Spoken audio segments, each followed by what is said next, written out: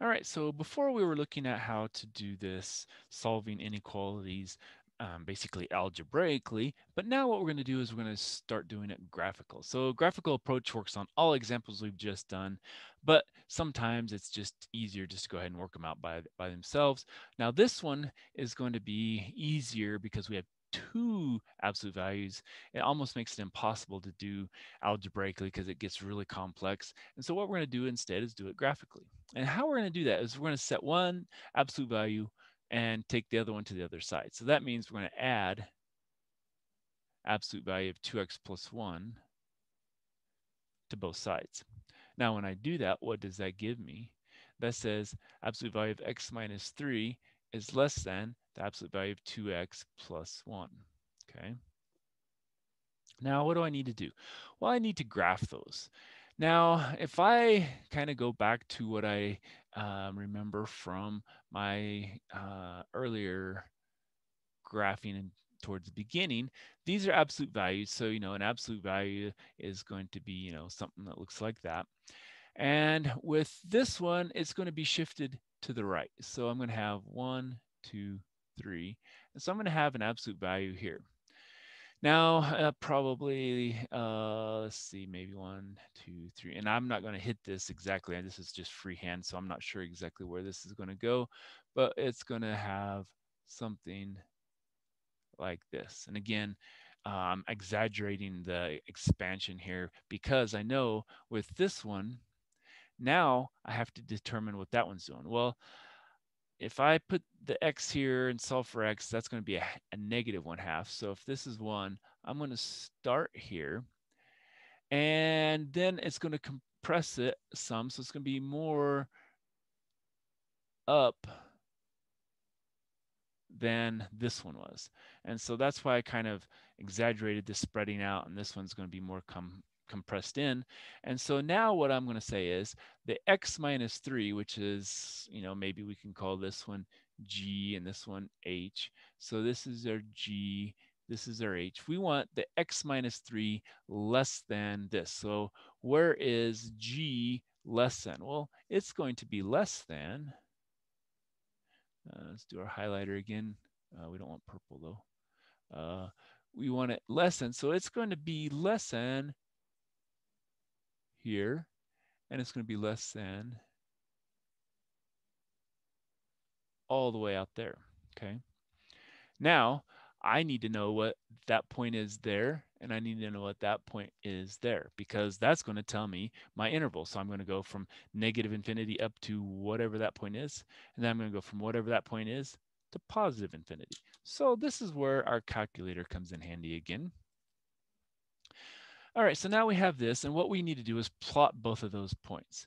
And so I've gone ahead and gone in here and typed in our absolute value of x minus 3 and 2x plus 1, and we get those two graphs. So like I said, I was kind of exaggerating a little bit, and it looks like I should have gone up a little higher to 1.5, but then I didn't draw the other one to scale either. So it's how it is.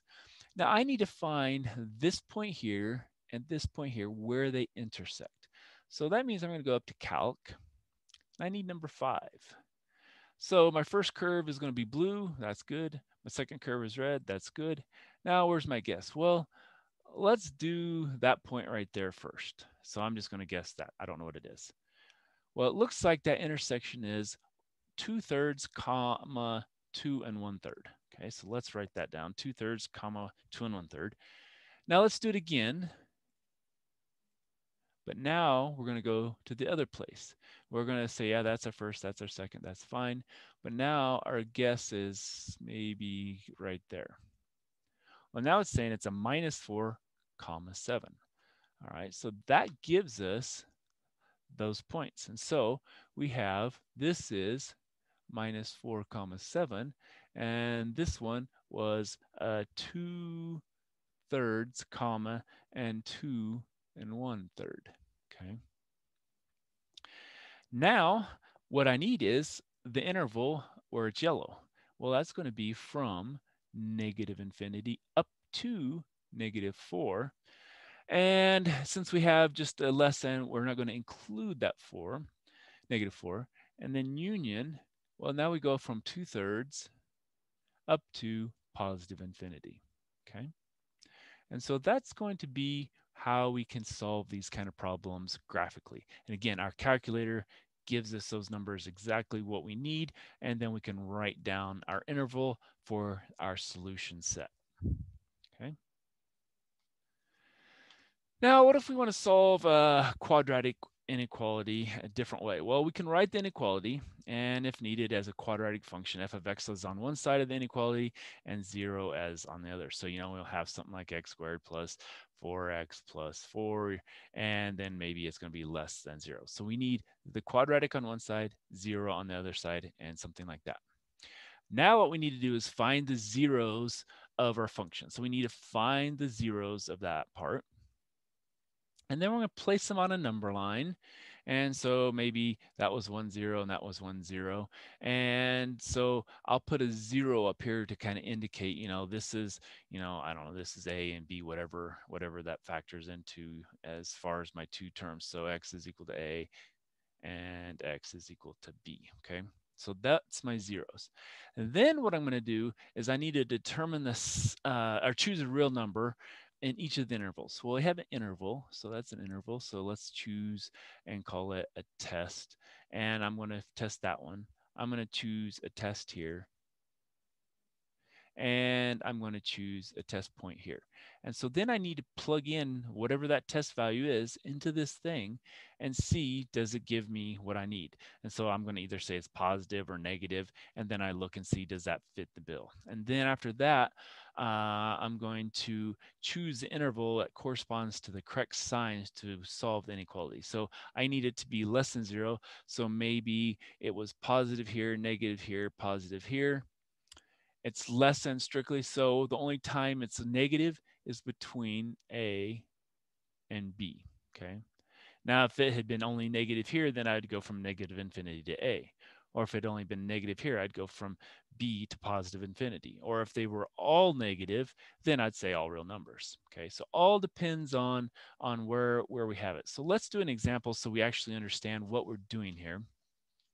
And so what we need to do first is factor our quadratic, okay? Well, I have a 16, that's perfect square, 1's a perfect square, and so maybe if that's 4x plus 1, 4x plus 1 greater than 0, that's 16x squared. 4x plus 4x is 8x plus 1. Okay, so that looks good. Now I solve both of these for x. Okay, well, guess what? They're going to give me the same thing. X is equal to a negative 1/4. Okay, so that's my 0. So 0 is negative 1/4. Now I need to choose some test number here and some test number here. Now, whenever I have a choice, I'm going to always choose 0 as one of my numbers. And because here's a negative to the right of that, well, that would be 0 here. To the left of that, I could use any number. It doesn't matter. And I'm going to try to think about what number would be easiest in that thing there. Well, I think a negative 1. If I square that, that's a 1. If I take it times 1, it's easy. And so I'm going to look at those two test numbers. So if I take 16 times negative 1 squared plus 8 times negative 1 plus 1 greater than 0. What do I get here? Well, that's squared as 1. So it's 16 minus 8 plus 1 greater than 0. So I'm going to have basically 8 plus 1. So 9 is greater than 0. So I'm going to have a positive number here. Okay. Now, what if I plug in 0? Well, that's 0. That's 0. I get 1. It's a positive number here too. Okay.